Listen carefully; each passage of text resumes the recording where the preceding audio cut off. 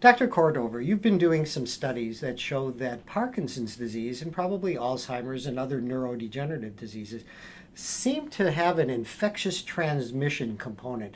It doesn't mean that it's communicable, right? What does it mean?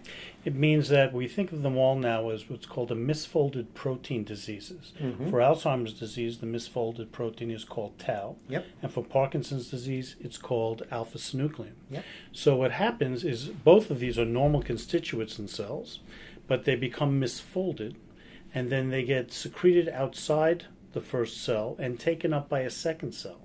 Now that second cell pathologically starts to synthesize and aggregate the same protein, spreading it from cell to cell, normally along normal anatomical pathways. And we think this is what's responsible for the progression of these diseases.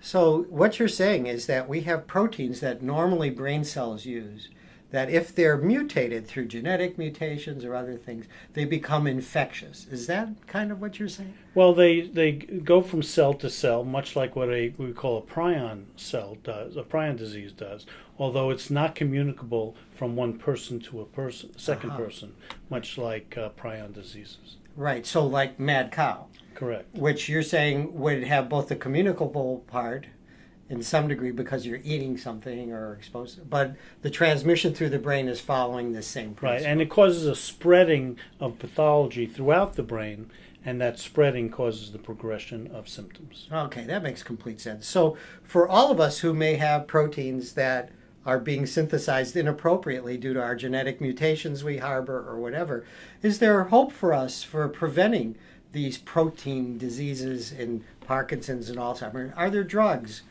in the pipeline? Well, there are clinical trials called immunotherapies, which are meant to clear, once the misfolded protein gets out of one cell, it's meant to clear that cell, that protein, so it no longer spreads and infects secondary and tertiary cells.